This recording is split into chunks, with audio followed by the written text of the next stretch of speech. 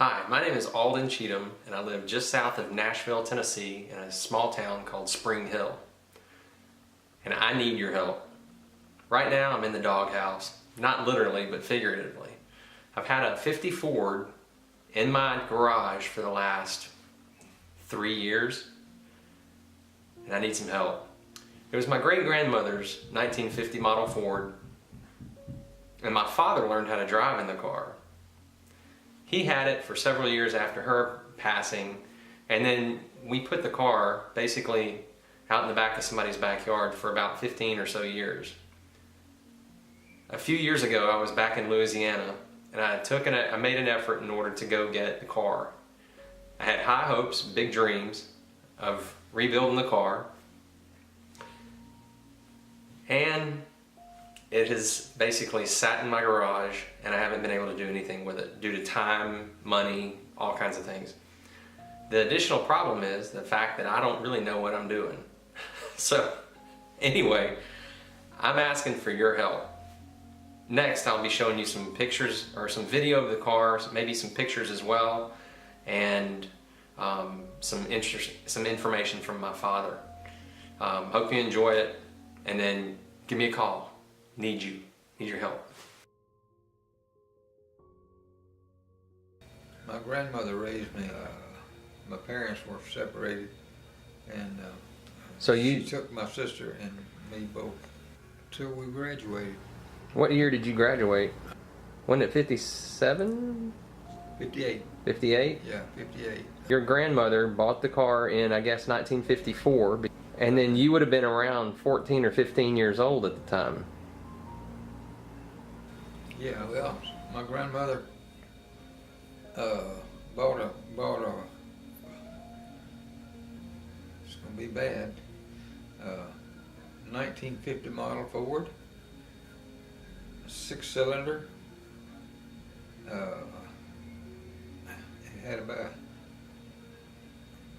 It was 4 years old, and that's what it was. And I drove it around, and I drove it mostly, you know. It's 4 years old. It was in real good shape. It had 12,000 miles on it when she bought it. I used to sit in that car in the rain, and I loved doing that. You just sit in the car? Yeah. Just sitting there? Sit in the car and read books. That's what we did that time. Mm-hmm.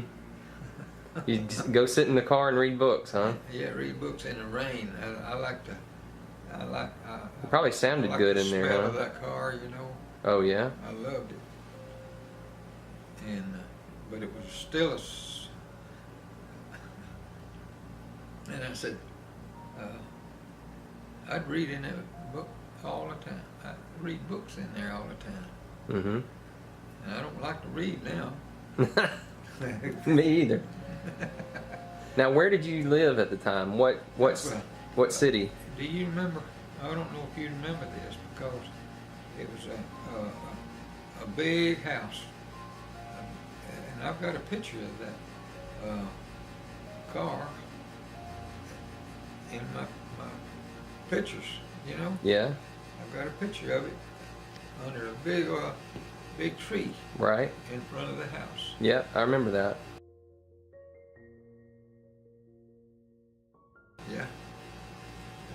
Is that your grandmother's house? That was my grandmother's house. Yeah. So tell me a little bit more about that car. So we got it in our family in 1954. Your grandmother bought it. So it was around that time, 72, 73. It had to be. So that's when you took control of the car. Oh yeah, I took it when she died. When I was a kid, when I was a baby, we lived in Bossier. Yeah, we did. Yeah. Really. And then you took the car and you started driving it then, right? You were still driving it. Because I drove it. Put a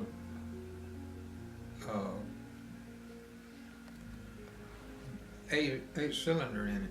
Yeah, you put a flathead V8 in it. Flathead V8, right. Now, if my memory serves me correctly, you've told me in the past that you wore out that 6-cylinder because you were drag racing it. Is that true?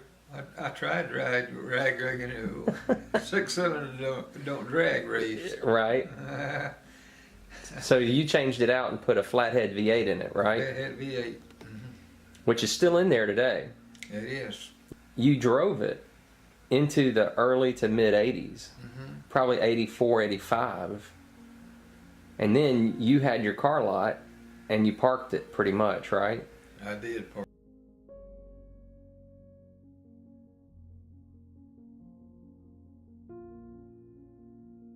But you always wanted to restore it, didn't you?